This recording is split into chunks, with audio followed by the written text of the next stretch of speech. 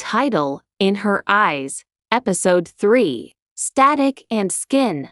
I walked home with the tape clutched to my chest, like it was something sacred, some relic that had just confirmed my version of the truth. The cold morning air hit me, and I didn't care. For the first time in weeks, I felt real, solid, anchored to something beyond my own madness. But with every step I took, that certainty frayed. The moment I closed my door, the silence hit differently. It wasn't just quiet. It was heavy, expectant. I replayed the tape in my head. The laughter, the kiss, the argument. Her voice, sharp and venomous. Not how I remembered her. Not how I had written her. I booted up my laptop and opened my blog's draft folder. The most popular post, the night we vanished. My version of the crash. My story, my fiction, or maybe my memory. Styleless ed. In it. Shreyasi was ethereal, a muse, beautiful, tragic, untouchable. There was no screaming, no betrayal, no tape. I scrolled to the comments, thousands of them. Praise, speculation, fan theories. No one questioned her or me. They believed in our love story, our mystery. They believed what I had fed them. My phone buzzed, unknown number. I stared. My finger hovered. I answered. Silence, then breathing. Soft, steady. You're remembering the wrong version again. Her voice, not a recording, not a hallucination. It was live, vibrating down the line like she was right outside. Shreyasi, a laugh. Cold. You never could just call me that. You always needed to make me something more. A myth, a metaphor, a product. Where are you? What do you want? I want you to stop lying. To them, to yourself, to me. You left me. You disappeared. No, you edited me out. Just like you did to your mother. Just like your father did to you. The line went dead. I dropped the phone, and then I heard it. Static, not from the phone, but the hallway. My laptop screen flickered and glitched, lines of corrupted code flashing like strobe lights. Then it cleared. A video had been uploaded to my blog. I didn't upload it. It was titled Shreyasi's Cut. The thumbnail showed my face, pale, unshaven, watching something off camera, mouth parted slightly in horror.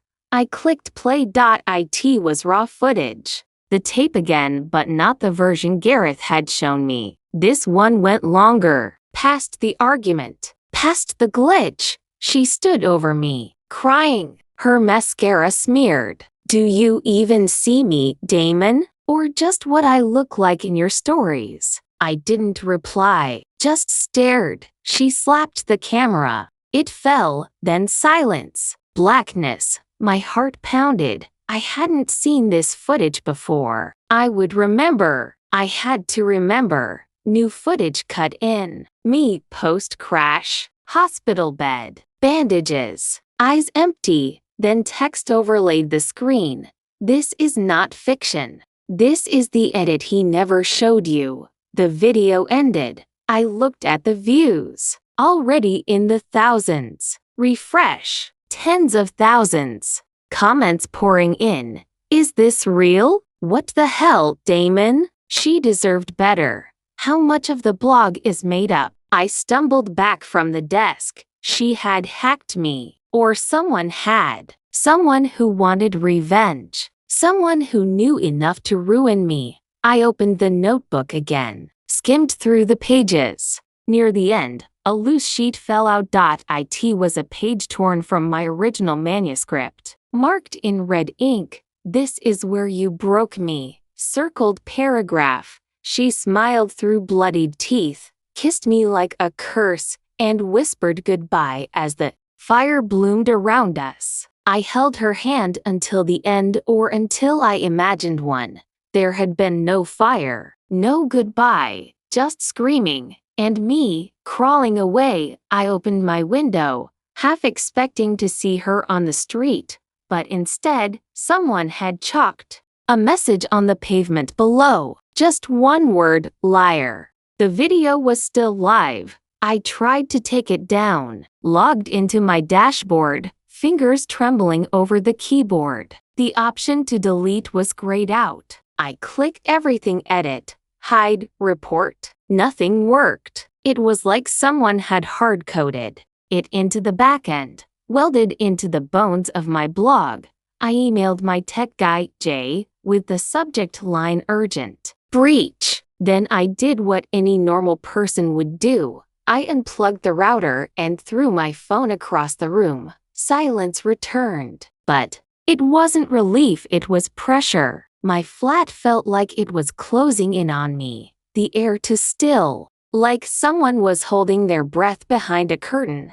I picked up the notebook again, skipped to the last entry, October 28. You'll lie and say this is fiction, that I'm a ghost, that you made me up to make sense of your guilt. But I was there, I am there, and I'm not leaving until you write it the way it happened. I read it over and over. The ink looked fresher than the rest. Was it added recently? Was she in my flat again? I left, didn't pack a bag, didn't leave a note, just took my wallet and keys and walked. The city hadn't woken up yet, but the street still buzzed with that early hour unease. Delivery vans, runners, ghosts of the night finishing their shift. I ended up at Nia's. She opened the door in joggers and an oversized hoodie, blinking like I'd pulled her from some dream. Jesus, Damon, you look like you've been exorcised. She's real. She's messing with my sight, with my head. You have to see it. I shoved the laptop at her. She sat, brows furrowed, clicking through.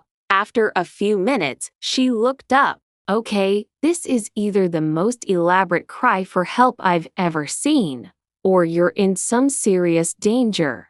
I didn't upload that video. Then who did? Shreyasi, or someone pretending to be her. Or I stopped myself. Even I wasn't sure anymore. Nia sighed and stood. You're staying here, just for the night. I'm not letting you go back to that haunted little showbox.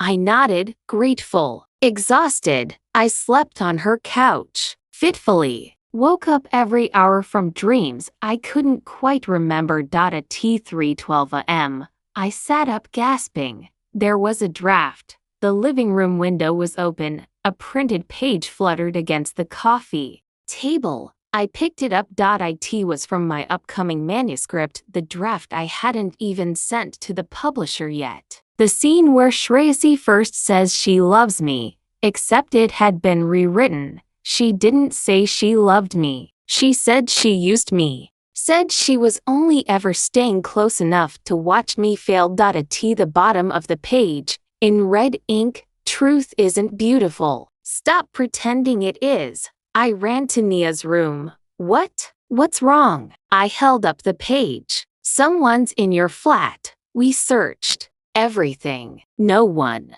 No signs of forced entry. But the window had definitely been unlatched from the inside.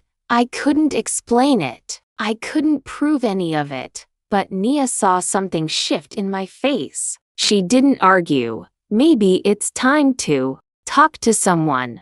Not the police. Someone professional. You think I'm making this up? No, but even if she's real, even if someone's doing this, you're falling apart, Damon. And if you can't tell the difference between what's real and what you wrote, then someone else might decide for you. I wanted to yell, but I didn't have the energy or the certainty. Instead, I whispered, I think the manuscript is cursed.